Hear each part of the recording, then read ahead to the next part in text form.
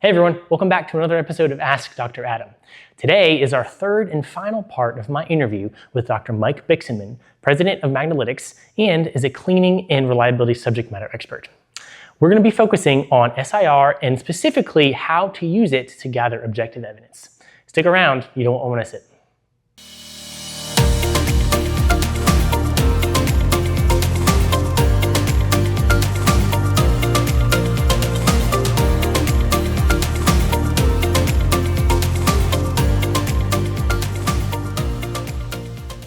So you brought up the term cleaning, and I want to talk about the IPC, the infamous objective evidence requirements for qualifying processes. For those who don't know what objective evidence is, can you just real briefly describe what it is and why we need it? Okay. Well, first of all, when we looked at a quality metric for electronics, the known quality method that has been commonly known is ROSE, resistivity of solvent extract. And what ROSE was is that it was a simple test. It was IPA in water, and if you put your electronics in it and if there were ions that were present, they would go into that solvent and they would create current, and you can measure conductivity. When we look at that method, when it was developed back in the 40s, or it was a long time ago, electronics were much different than they are today. I mean, we think about those large through holes and the distance between those pads, and even though they were very active fluxes, ROSE was a really good method. But when you look at devices today, I often tell people that your failures are really not across the board. They're really component specific. Right. And so when you think about detecting a small amount of residue under a QFN, you're really not going to have enough detection there to be able to measure it. So when the defense market and other class 3 industries looked at that and said, we need a better failure mechanism. We need a better way to test for that. Well, SIR has been around for a long period of time. SIR has been used for developing your soldering materials, your flux packages, even validating your cleaning processes. It's always been very good for those type of things, but it was more done on an open comb type thing. But what had really changed is that when the IPC, the J standard, they said, what is a better method? Because ion chromatography has been around for a long period of time as well. And IC kind of became the gold standard for a period of time, because what IC does is that you can dissolve those residues and you can quantify the anions, cations, weak organic acids that are present. But that doesn't really tell you the effect of those residues. Whereas, through the J standard, they said, a test needs to be devised, but it needs to be run under temperature, humidity, and bias. You need to create an electrical field, need to create that condition where you have a stress condition and you have moisture, and through that, you can measure insulation resistance, you measure leakage, and you can see the effects of how those materials, when they do dissolve in moisture, do they create a corrosive environment that actually causes the electronics to fail. So that was why the J standard chose a different method. To implement that method, the IPC 9202 was a guidance document. And through that guidance document, there was 2 key aspects of that document that was trying to be explained. And this is where the confusion with SIR testing comes in. One of those was product or process characterization, and the other was product or process optimization. One of the key elements with SIR is it's very effective at understanding the reliability of no clean fluxes or rosin fluxes or water-soluble fluxes. It was very good for testing how well are you cleaning, and does this cleaning agent do a better job than that cleaning? Does this cleaning machine do a better job than that cleaning machine? Does this conformal coating do a better job than this conformal coating? That's what we call process characterization, and that's where a lot of confusion comes in, is that product characterization is not objective evidence. What is objective evidence is product qualification. And the part of the 9202 really kind of tries to do a good job of separating those two. In product qualification, what you're doing is that you're saying that if I have a process, and in my normal process, I populate my surface mount components and I clean.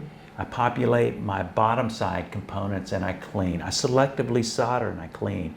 I rework and I clean.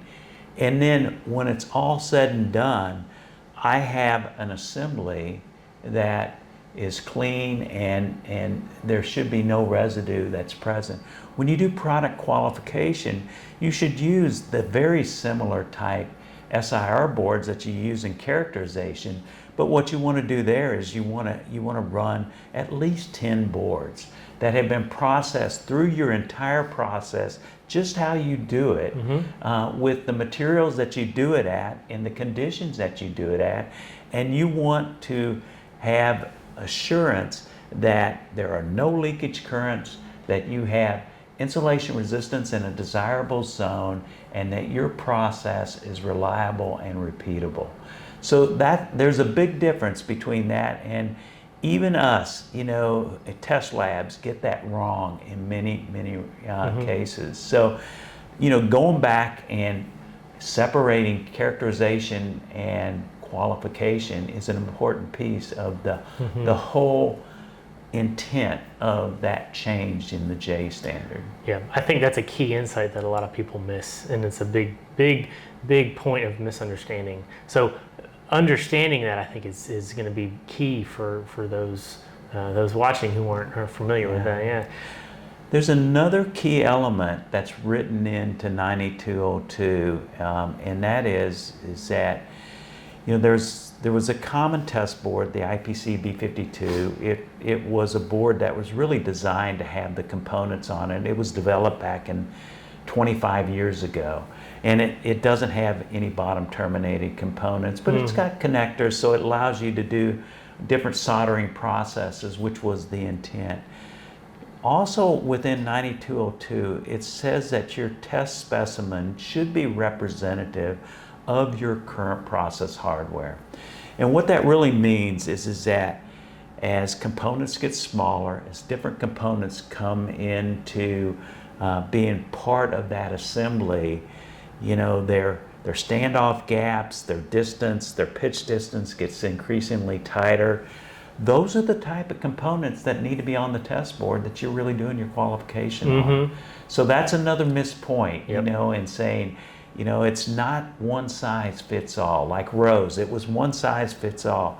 This today in building electronics, reliable electronics, it's an ongoing process. It's a moving process that we as people who provide, whether it's the test board or the testing service, we have to understand where electronics go, and we have to move with electronics to be able to meet the true meaning of what the wording really had to say. And really what it said is that acceptable levels of flux and other residues. But there's one other point that we haven't discussed, and that is that not every assembly is cleaned.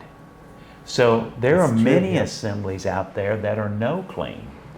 And the same requirements come into play for a no clean assembly as they do a cleaning assembly. Right. When you look at a no clean assembly, you have multiple soldering processes. And so as you have multiple soldering processes, let's say you have a selector process, what's a liquid flux? What happens if that liquid flux flows to neighboring components and it's not heat activated? Yep. It's active. So part of the J standard also puts teeth into people who build no clean as well as people who clean. So there's a lot to it, but it is the right test method. And as you know, there's variants of surface insulation resistance. There's you know, there's electrical impedance spectroscopy, which is kind of the AC side, whereas SIR is the DC side. They both do the same thing. They're really there to tell you whether or not the materials and your processes to build your electronics, if they're leaving behind any particular residue that could cause a reliability issue. Well, it definitely seems like a harder, more laborious effort to qualify a process given all the details that you said, but I imagine that it's a much more robust test than something like IC or ROSE, and it's definitely well worth it for those manufacturers who are building high reliability boards. And I look forward to talking with you more about how Magnalytix supports their customers. Well, you know, we've learned. I mean, going through the process, we've learned, and we've also come up with some different methods that I would love to talk to you about, or maybe some of the Magnalytix people about how we go about making the process much more repeatable, easy for people to be able to do it and to do it repeatably. So let's just say you're an OEM and you've got several CMs, you know, trying to bring some level of standardization into this process is something that's very well needed. Hey everyone, thanks for watching. If you liked that video and you're enjoying this Discovering Reliability series, make sure to hit that like button and subscribe. You can also click that bell icon to be notified of future episodes. If you have any questions or comments, feel free to leave them in the comments section below, or you can send an email to askdradam@kaizen.com. Thanks again for watching, and stay clean.